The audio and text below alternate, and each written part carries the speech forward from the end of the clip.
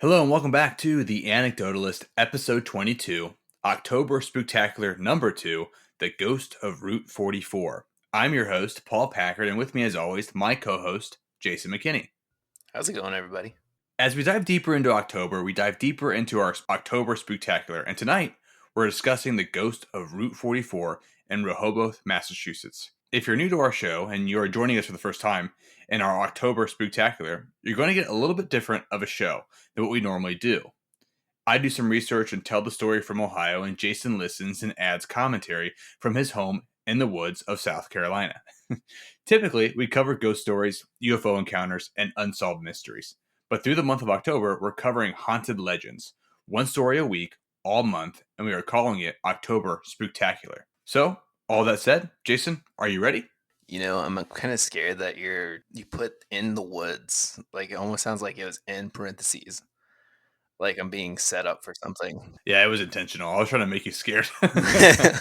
I'm like, am I going to sleep well tonight? Some of my episodes are specifically designed to scare Jason while we record this. It's just inevitable. The problem is I've written some episodes. It's funny, part of this, we'll get to it later, but there's vampires involved at the very end. I kind of added an additional story. And the night that I wrote that section, I dreamt that we were like under attack by vampires. So it's like I'm like, dude, I'm messing with my own mind, but I'm trying to mess with Jason's mind. That's the whole goal of the podcast. Okay, here we go. Driving along Route 44, the leaves on the tree have begun to change color, and there's a mild chill in the air. The headlights illuminate the road ahead, when suddenly appears a man on the side of the road. From behind, all you see is his red flannel shirt, his dirty jeans and work boots. You assume he's walking back from a long day's work. He holds out his thumb for you to pick him up. When you slow down and stop, he turns to face you from the passenger window when you notice his soulless eyes. This is the ghost of Route 44.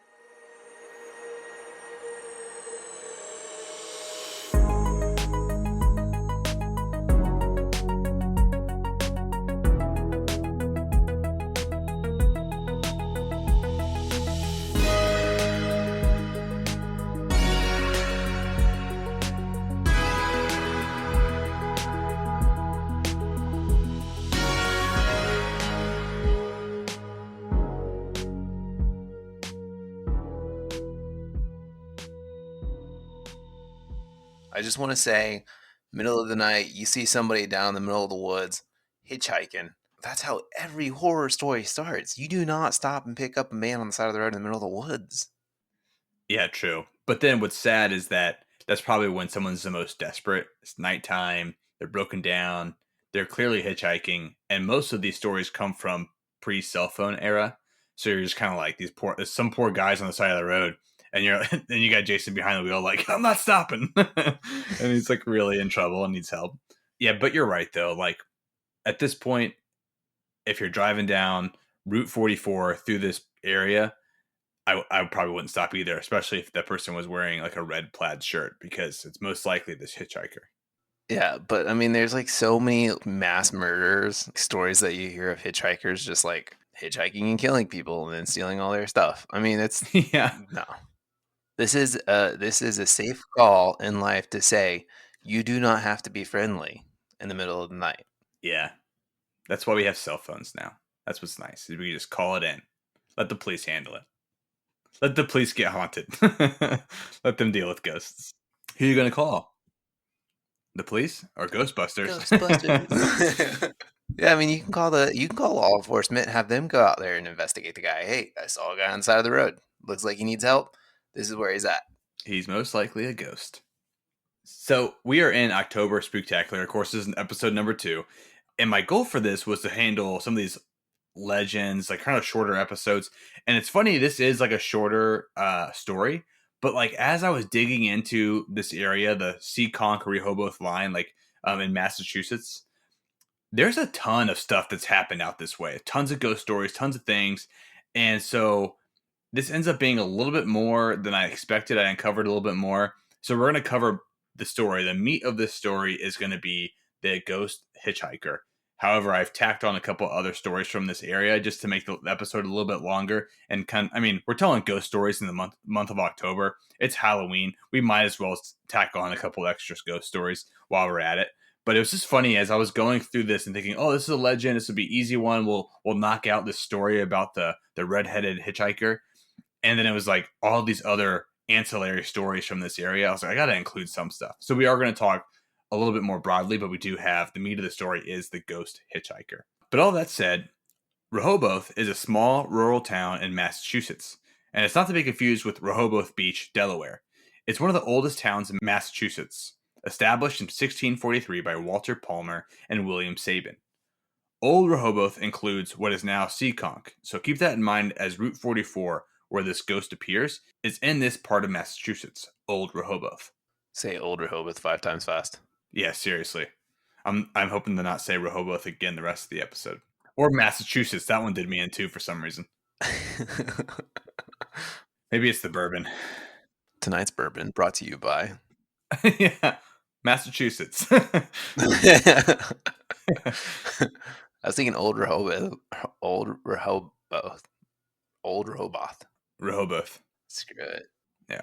So famously, the surrender of Chief Anawan to end King Philip's War took place here. They were moved to Plymouth where they were executed. It's said that the rock that marks their surrender is a focal point of the spirits of that war.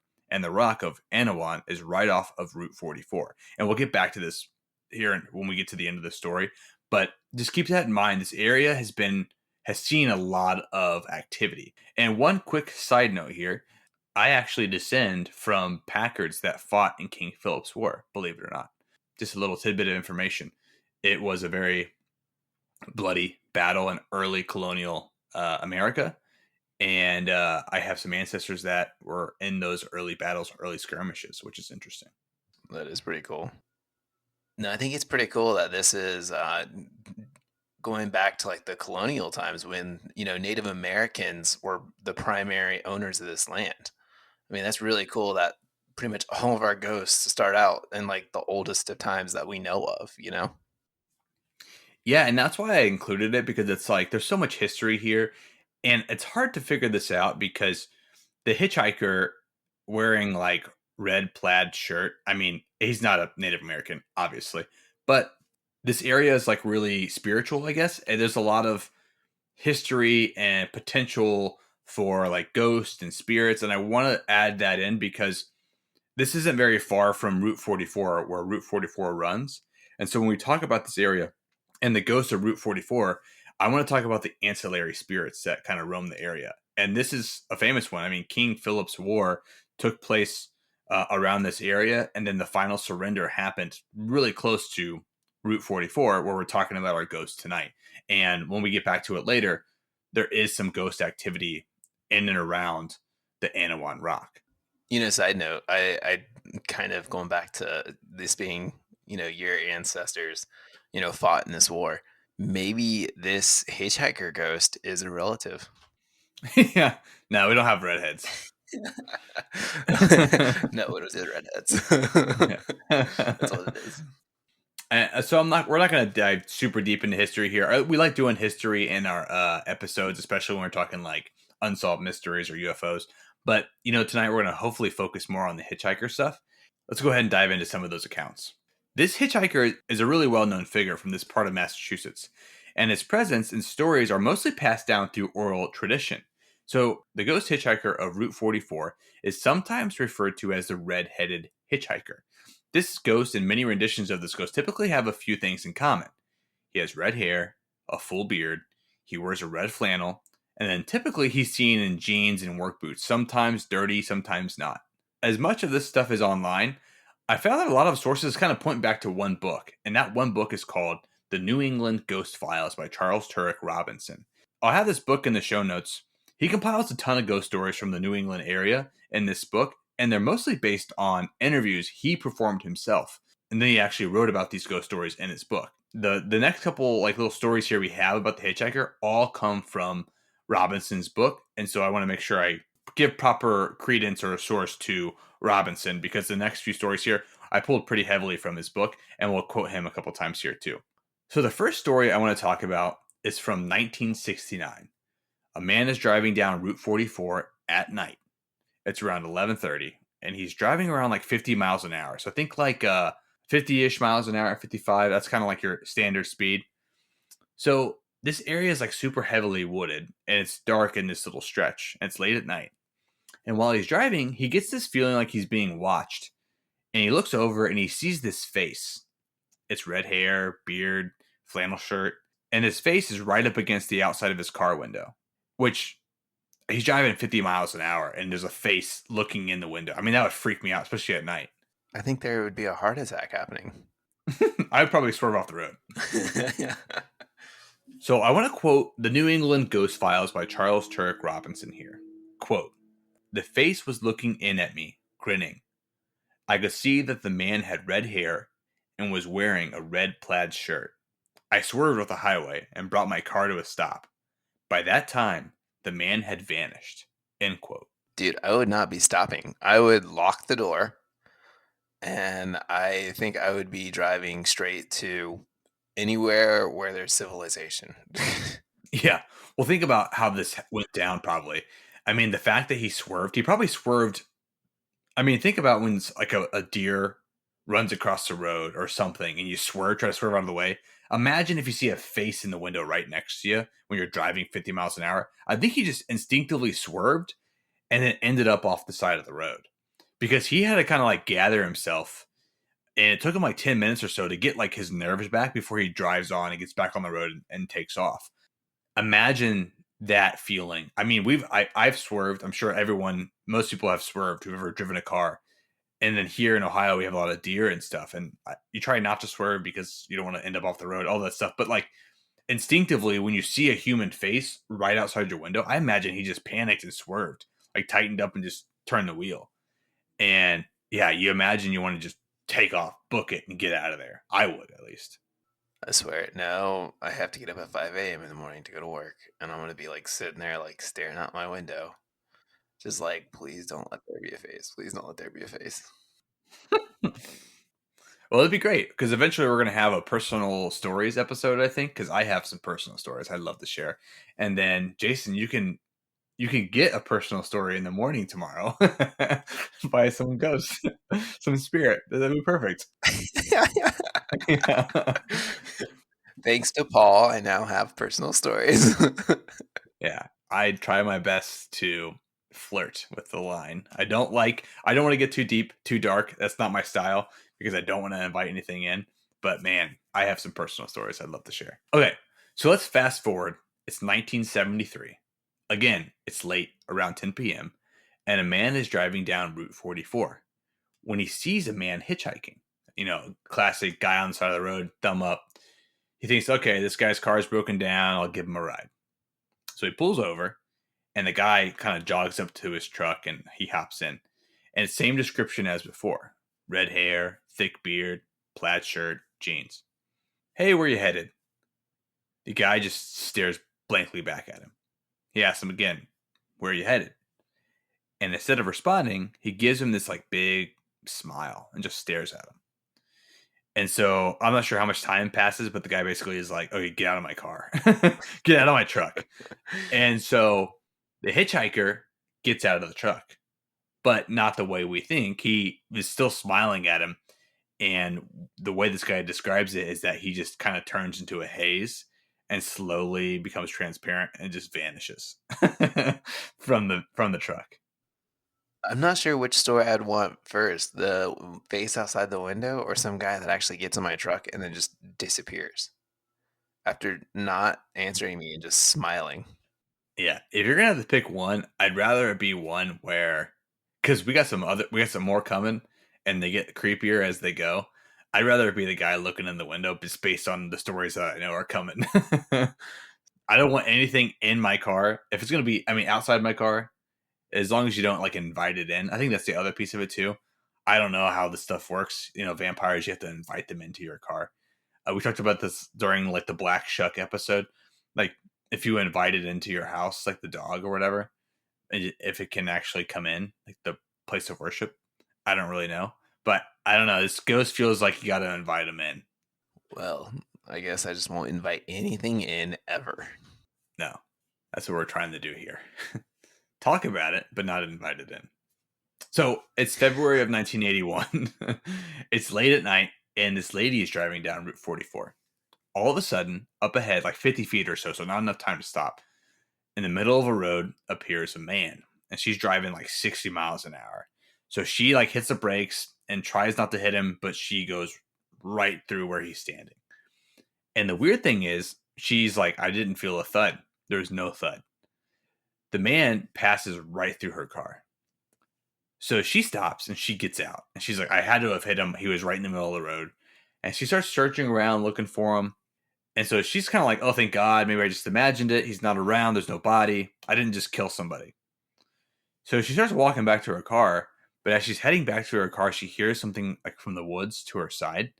It's this loud, creepy laughter from the woods. And she's basically like, she describes it as like this terrible sounding laugh, like not like a haha funny laugh, like an actual like scary laugh. And I imagine it's any kind of laughter would be scary if you're in the middle of like the night and your car is up ahead because you're searching for this body that you thought you just hit, and a laugh comes from the woods. I imagine any of that is creepy, but she describes it as like an eerie, creepy laugh. So she runs back to her car and locks the door, and she just like takes off driving. She probably hit somebody and they're just like in the woods dying, like laughing of like hysteria because they're dying. Their final moments. Yeah. No thud. No thud though. No body, no crime. No blood. So she's flying down the road, trying to get out of there. And all of a sudden, again, up ahead is a man, red hair, thick beard, plaid shirt, jeans. And again, she doesn't have time to stop. And she drives right through where he's standing. Again, no thud, no body, nothing. And this time, instead of getting out of her car, she pulls over and she just rolls the window down and sticks her head out and looking around, nothing, nobody. And she hears the laughter again. This time, it's just a few feet away from her car. She can hear the laughter like right outside her car. And she's like, all right, I'm done. I'm not doing this. And she rolls the window up and she just floors it and gets out of there. Smart. Finally, we have somebody that's smart. Yeah, she's not hanging around to figure out like what's going on. She's just done. She's out of there. Man, it's giving me creeps. It's giving me goosebumps. Me too. I don't know. I always do these in my office with the light off, so the only thing that's lit up is my like computer screen. So like I always look past my computer, like, I hope there's nothing over there. Gets me every time. You should go look out your window right now. Yeah, seriously. Well, you know what's funny is I think that one episode we recorded. What was that one? The scariest one, the one that freaked me out the most was that episode we did. It was a prison. It wasn't. The red eyes in the jail cell. Yeah, was that Alcatraz? It wasn't Alcatraz. I think it was the Ohio Reformatory. No. It was Alcatraz, I think. Where that demon thing like pushed down the guard. That was the scariest one I've done. Oh, yeah. I think that's the one where my shower curtain fell. Yeah, that was that one. That was one that we towed the line with how dark we got, and I was like, I had to turn my office light on because I was not feeling it. I was like, this is too much. That if you go back, that's probably the best one. I think it's called Back to Alcatraz. I'm not sure which episode it is because we did the unsolved mystery of the guys that escaped Alcatraz. That was a part 1 and part 2, and then we came back and did a ghost story about Alcatraz because it was so like there was just so much going on there. Dang. I mean, there's no wonder. It's all the old buildings, you know. Okay, so the last story I want to talk about comes from just a few years after the 1981 story. It's October 1984. Again, right around 10 p.m., maybe a little later, a couple breaks down on Route 44. A husband and wife. So the husband tells his wife, hey, just stay here. I'm going to look for a house nearby so I can call AAA. Obviously, they didn't have cell phones then. He's walking down the road, and some time passes, and up ahead he sees a guy just sitting on the side of the road. So he's like, all right, I'm going to talk to this guy. He's got red hair, thick beard, plaid shirt. You know, the description that we've talked about already a ton of times. And so he gets closer to him. And what's interesting about this one is that he describes this guy not as like a clean cut man, but this one actually looks kind of messy and dirty. And he's like, this guy is like really disheveled on the side of the road. And he's like, this is kind of weird, but like, I'm just going to still ask him if he knows if there's a phone nearby. I mean, he looks like he's been around here a long enough time. So he walks up to him and he's like, hey, where can I find a phone? And the guy just sits there, doesn't respond. So he's like, hello, do you know where I can find a phone? And after a couple of these questions, the hitchhiker looks at him and just slowly smiles. And this description of this guy is a little bit more creepy than the others. I want to quote this because I think it's a pretty unique description. And this again comes from the book, The New England Ghost Files by Charles Turek Robinson. Quote, suddenly, the man's face got very strange. He stopped grinning. He twisted his mouth, and I noticed that there was something wrong with his eyes. They were all clouded over. No pupils or anything. Just blank and all white. End quote. So, like any of us would, he's like, I'm done with this. I'm out of here. And he hurries away. And he kind of just like, at first, he's just kind of walking fast to get out of there. And he hears the man start laughing behind him, which, I mean, if you ever like turn the light off in the basement and you feel like somebody's right behind you and run up the stairs, I feel like that's kind of the situation. It's dark. He knows the guy's behind him. He hears the guy laughing and he starts walking a little bit faster. And then he starts running because he's like, this is freaky. But as he's running, he starts hearing the laugh in other places. Like it's in front of him at one moment, then it's behind him, then it's off to the side. It's kind of like all over the place, like bouncing around him. And he says at one point, it's just like a few feet away from him. And he's freaked out. And he's just like sprinting down Route 44 back to where his car was and his wife was. So after a few hundred feet, it just stops. And he's like, all right, no more laughter. So he gets back to his car. He thinks he's, going to tell his wife about this strange encounter. But when he gets there, she's outside of the car and she's crying. And he asks her, okay, what's wrong? And she's like, something really strange happened. I was in the car waiting for you to get back to a phone or whatever. And I turned the radio on to pass the time. And as I'm listening to a song, in the middle of the song, all of a sudden the DJ cuts into the song, which is kind of weird because it's like right in the middle of this song. And the DJ starts addressing her directly by name and starts taunting her. I didn't really get into like the weeds as to what it was saying to her, but it was like taunting her and calling her by name while she sat on the side of the road in this car by herself. And so she panics and she starts getting out of the car because he's like, the DJ or whatever it is laughing at her over the speakers of her car. And she jumps out of the car crying, hysterical. And when she does this around this time is when her husband comes running up to the car. Oh my gosh, dude. I think this is probably one of our scarier episodes. Yeah, as I was reading through that and like thinking through the outline and telling the story, I was starting to feel it in my gut a little bit. I was like, oh, this is kind of scary. I think that's as scary as it gets. Yeah, I think this something was manifested here for real. Because I mean, the fact that it's like everywhere is just that's I don't know. That sounds really evil. It is very scary. It is definitely a very scary part of this. But the thing too that I think about, it kind of reminds me of Stephen King's It, if you've ever read that or watched the movie. The book is like an eternity long. It's so long. But like it kind of reminds me of that, where this thing is haunting this group of kids and group of adults or whatever, how you want to say it, because they're both in the story. But it kind of like will creep up on them and manifest in weird ways. And this is kind of like that, where she thinks that she's safe. She's sitting in the car, and all of a sudden, whatever she's listening to, like, how does that work, right? Like, was she actually listening to a song, like a real song on the radio? Does she think she turned the radio on?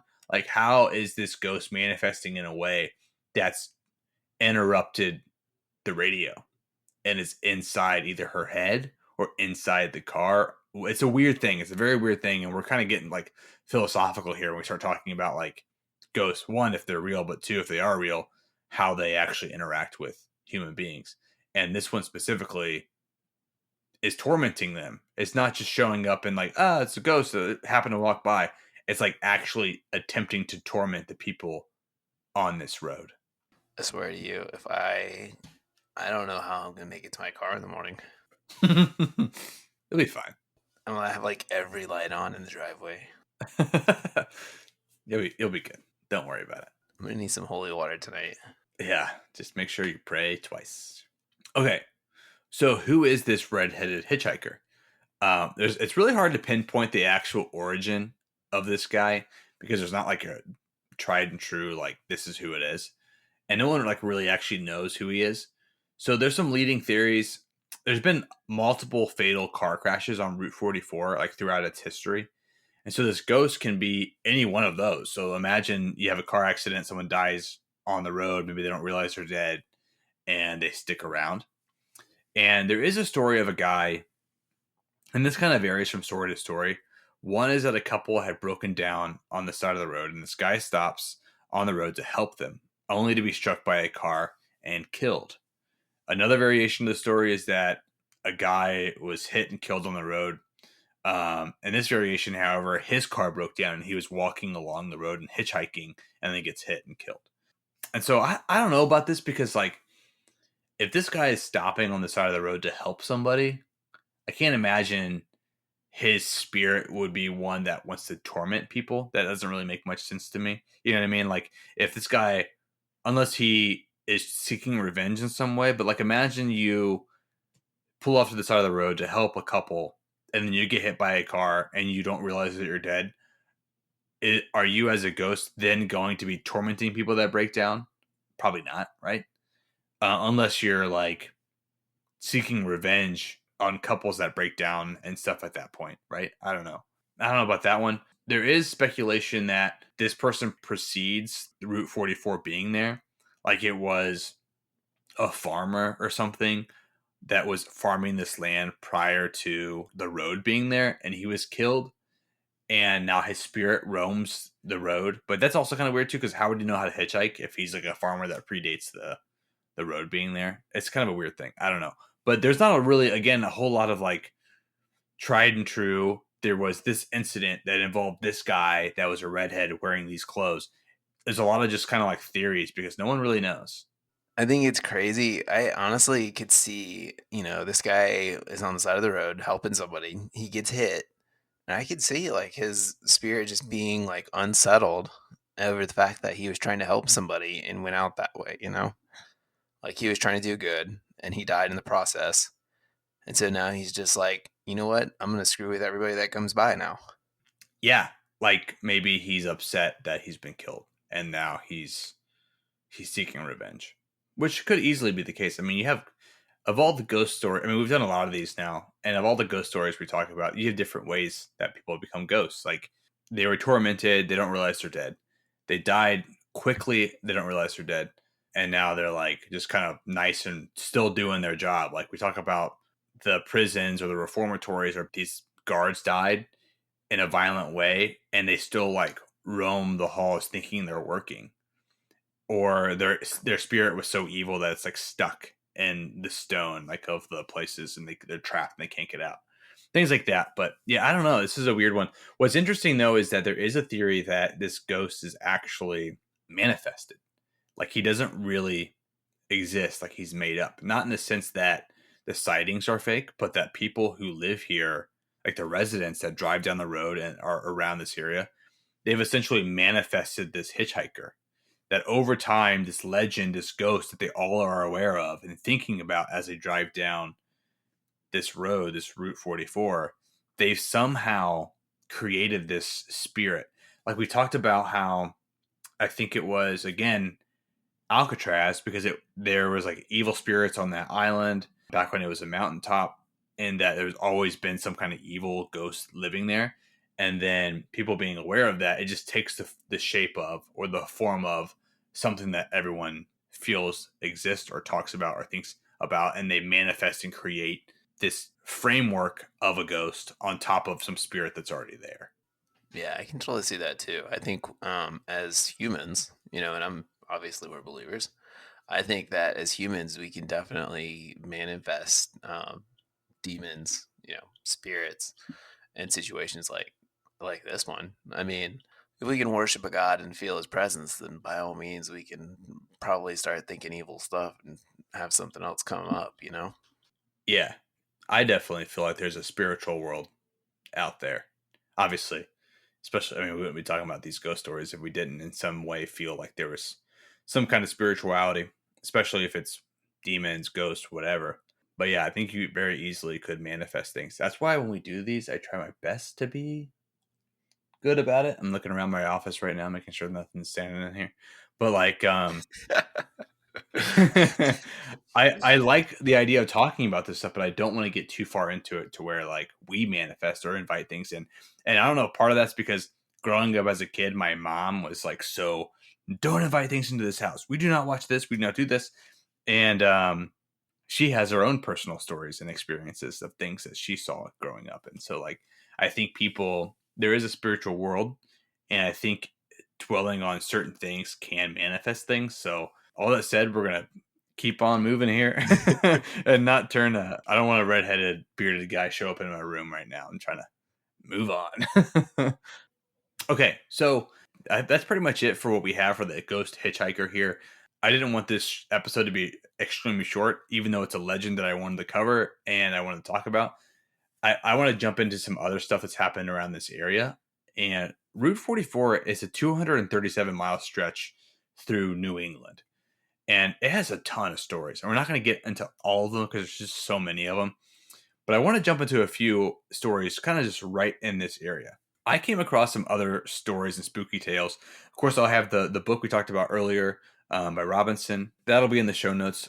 There was another book that was a compilation of ghost stories. And that book is called New England's Haunted Route 44 by Thomas D'Agostino and Arlene Nicholson. And so this book covers encounters from Massachusetts, Rhode Island, Connecticut, and New York. And I want to stick again to the area that we're talking about around Route 44, specifically around Rehoboth, because that's where this hitchhiker is. And there's a ton of stuff going on outside. But there's ghost stories, vampire stories, and yes, even UFO encounters out this way. We always got to bring UFOs in it. Although the vampires is a new one. Yeah, we have not done vampires yet. I would love to do a story on vampires. But like I said at the beginning of the show, when I was reading through the vampire stuff, that night I dreamt that my house was attacked by vampires. I've also been watching the show From. I'm not sure if you've seen that. That's a fantastic show. It has a very like campy Stephen King small town vibe to it. These guys get trapped in people get trapped in this town that's essentially, I guess, haunted in a way. It's hard to even explain the premise of the show. It's like a supernatural style series where these people are stuck in this town, and there's like these creatures and things that are in this town that are trying to kill them, and they're trying to like figure out how to get out of the town. It's pretty wild. And so that plus the vampire story here, it's caused me to be like, don't open the windows, don't open the door, don't invite things into the house. Again, we're not inviting things into the house. Let's say it right now. I'm not manifesting anything. We're not inviting anything. So if anyone knocks on your window or the front door, don't open it. Okay. Amazon package arrives. I'm sorry, sir, but no, not today. Speaking through my Ring camera. Are you a vampire or a demon? You have to tell me. Yeah. You answer the door with like a crucifix and like your Bible. Away, demon. So what's interesting about this area is there's a lot of vampire style stories that come out of here. And we can go into a whole episode on vampires, but specifically about vampires in this area. And so the first issue of this newspaper that ran forever ago, Old Colony Memorial and Plymouth County Advertiser, from May of 1822. It's also summarized in the book by Agustino and Nicholson, and I'll have it in the show notes, of course. The article goes on to explain how like 50% of the population in this area dies of consumption, which is, tuberculosis or TB. And so he goes on to write about a person who 15 years previously had died of TB and was buried, but somehow, due to some supernatural circumstance, the body remained its fullness and freshness of life. Like as people were getting TB and dying of consumption, them being consumed was somehow feeding the life of the person that died before in the grave. So basically, the dead in the ground are nourished by the consumption of the living. And that's what this person writes about. And he actually experiences this. And again, this is right around where we're talking about Route 44. So a family that this author was in contact with, they have like 13 children and a father who systematically one by one died of consumption or tuberculosis, leaving only the one child and the mother. They decided to exhume the most recent child who had died of TB, and they dig her up, and there she is. And I'll quickly quote Old Colony Memorial in Plymouth County Advertiser, as it's written in the book by Agustin and Nicholson. Quote, "Yes, I saw the visage of one who had been long the tenant of a silent grave, lit up with brilliancy of youthful health. The cheek was full of dimpling, and a rich profusion of hair shaded her cold forehead." End quote.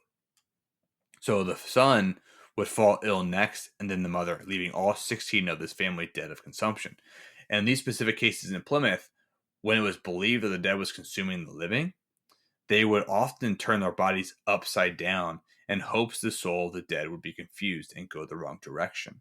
So this all together in this area is very similar to how they felt, like kind of like the history of vampires, where the people that would die of TB first, when they got buried, the living, as they were consumed to feed the dead in the ground, the vampires in the ground. And so this happened a ton. And I mean, you got to imagine in this area in Plymouth in the early days when half of the people are dying of consumption and people are just dwindling away all around you, you're going to add some supernatural pieces to that.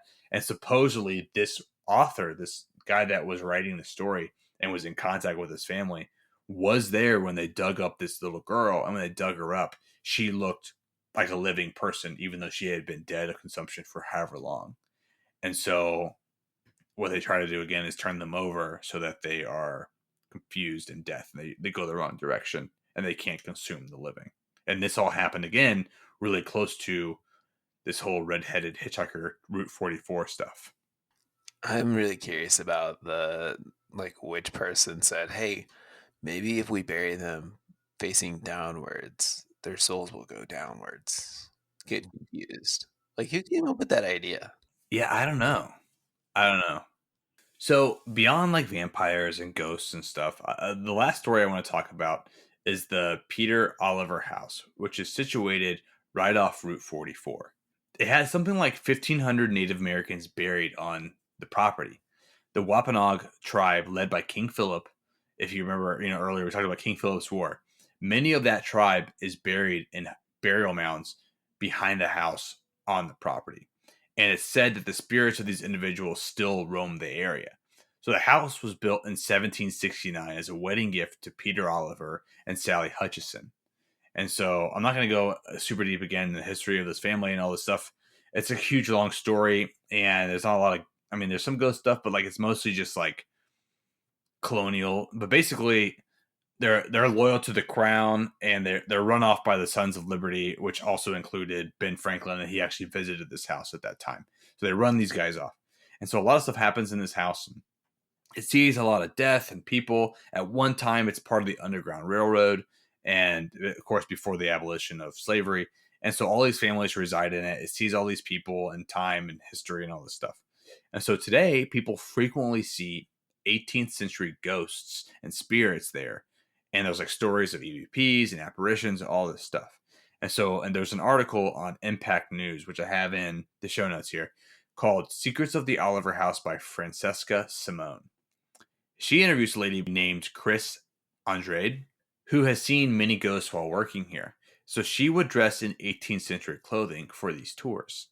So one of these encounters happens in Peter's room, and she's walking into this room and she looks to her left only to see a woman dressed exactly like she's dressed in this 18th century clothing. She has like these huge prominent eyes.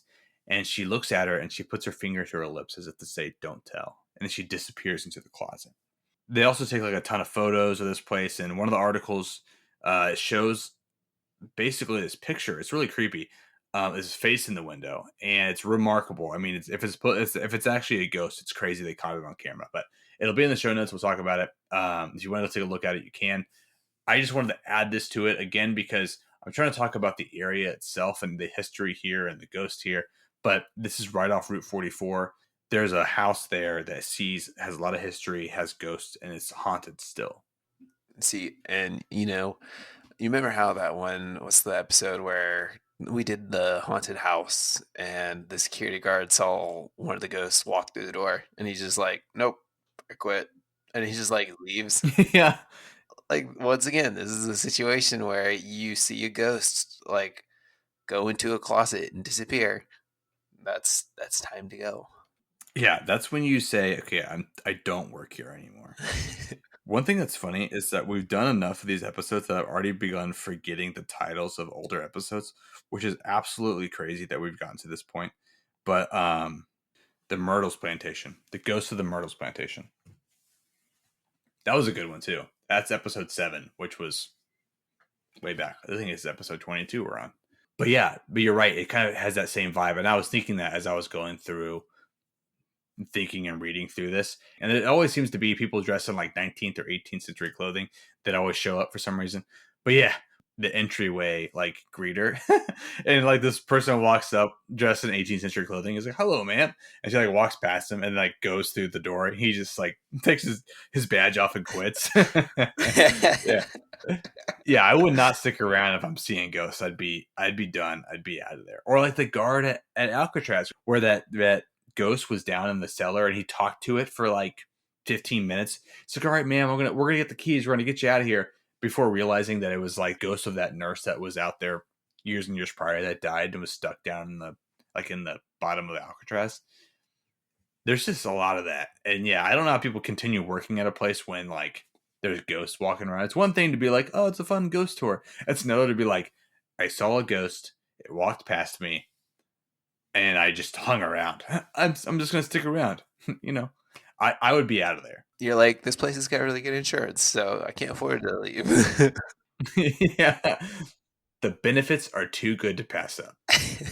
You say that you would leave, but I mean, I've heard your personal stories, and if this is all true that you would leave, you would have left your old house like a long time ago, like the one that you grew up in. Yeah, but I didn't have a say as to how long we lived there or not. But no, you're right. I have had weird things happen, and I stuck around long enough to live through them, I guess. Okay, so before we wrap up, I want to talk about again the Anawan Rock.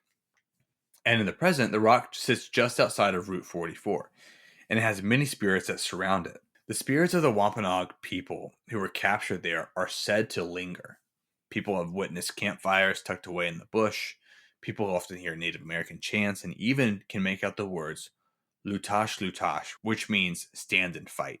And so, just to kind of weave this all back together, this area has a ton of history, a ton of like echoes of the past that are seen here today, and Route 44 runs right through it. So, this hitchhiker could be an old farmer, could be someone that died on the road, could be a spirit that pre existed the people that live here now, or people that we might be able to speak English to, and now it's being manifested as a redheaded hitchhiker guy. There's just a lot going on here, and Native Americans were here before us. They had their own spiritual practices. In this specific case, they were captured here, they were taken to Plymouth, executed, and they say that their spirits come back to this area and stick to the location where the Anawan Rock is now and haunt this area. So we got a ghost hitchhiker, we got ghost Indians all along right Route 44. Like it sounds like I think I might just stay away from Route 44. Like surely they've got some roads that go around this route. Yeah. Yeah, just avoid this area altogether. Just New England, no one wants to go there anyways. The Patriots beat the Bengals in week 1. We don't like them anyways, so just stay out of New England. Just stay away. We'll just fly over. Heading where? We're gonna fly over the Northeast on our way to Iceland. Either way, like my other question, I guess, though, is people that fly over it, maybe maybe they look out their airplane window and see face next. Like, is that the next? Like, if they don't see any cars on Route 44, are they going to the planes in the sky now? Or That's like what is it? What is that episode called? Disaster at 10,000 Feet with William Shatner, that old Twilight episode. Is that what it's called? And then they remade it for the Twilight Zone, the movie. That's what I was thinking when you said that. Like they look out the window and there's something out on the wing at the window. It's a classic. Yeah, I don't know. That's like a good. We could come back to that if we ever talk Gremlins, because we could do a whole episode on Gremlins, and we can bring up William Shatner. That's a fantastic episode where like he sees something out on the wing. It's pretty good. You should watch it if you haven't. Okay, so you might think, okay, we just took a huge detour from the hitchhiker, and I wanted to talk about some of the stories that surrounded this area, and just kind of add some depth to this episode because there's only so much you can do, and I want a full episode for us. But this is Spooktacular number 2, and I think we only have one more Spooktacular before the end of the month, and we'll get back to our normal schedule. So, with all that said, I mean, thanks again for listening to The Anecdotalist. We're always super excited to bring new episodes, especially since we're doing them at a frequency that we're doing one a week right now. It's kind of tough to do that, but it's been a blast. We really enjoy it. If you like our episodes, please share them, like them, add them to your queue, however you do it. We just are having a blast doing these, and we want to keep rolling through it. Yeah, and I was telling Paul earlier this week how I actually had a listener come out and like talk to me about how much he enjoyed our episodes. Which this is kind of cool. Like me and Paul both enjoy. Well, I mean, I just enjoy sitting here and listening to the episode. I don't really have to do anything, but like, I mean, it's a lot of fun for me to just sit here and listen to these stories. I love the fact that Paul goes through the history of all this stuff and then actually tells the story itself. And it's really cool that we actually have listeners that are listening. I mean, I know that sounds kind of crazy to say, but we're on episode 22 and we're still able to keep this going. And it's very encouraging to hear you guys actually make comments and say stuff about these episodes. It kind of gives us a little bit more fire to keep going. Well, I mean, I could listen to episodes all day, but it gives Paul a little bit more fire to keep going and keep us running with this. It is really encouraging to hear. I mean, it's one thing to see like numbers on a screen, like how many people are listening and all that stuff, but it's another to hear people like enthusiastically talking about it, and you're like, wow, we actually are doing something here. It's really encouraging to keep us motivated and keep us going. And if you like it, keep going, keep listening, keep visiting our website. We can be better about our online presence. I mean, that's like half. I mean, we're not very good about the online presence stuff just because we're so focused on creating episodes, but we're having a good time doing it. We're writing episodes, doing episodes regularly. So if you enjoy it, please keep jumping on, keep coming back, keep listening, and like and follow. I mean, it feels like a YouTube guy right now. Oh, like and follow our video, but like really, if you like it, then click like on the video or however it works, and keep listening. It's great. It helps us kind of stay motivated. So all that said, I want to wrap up really quickly with a quote from The Ghostly Tale of the Red-Headed Hitchhiker, Route 44 by Tim Weisberg. And this is on an article online, Fun 107. I'll have it in the show notes. But here's the quote. Quote, traveling down the road a ways in complete silence, the hitchhiker suddenly begins to giggle. Those giggles soon turn into maniacal, uncontrollable laughter that pierces the ears of those in the vehicle. And then, in an instant, he simply disappears.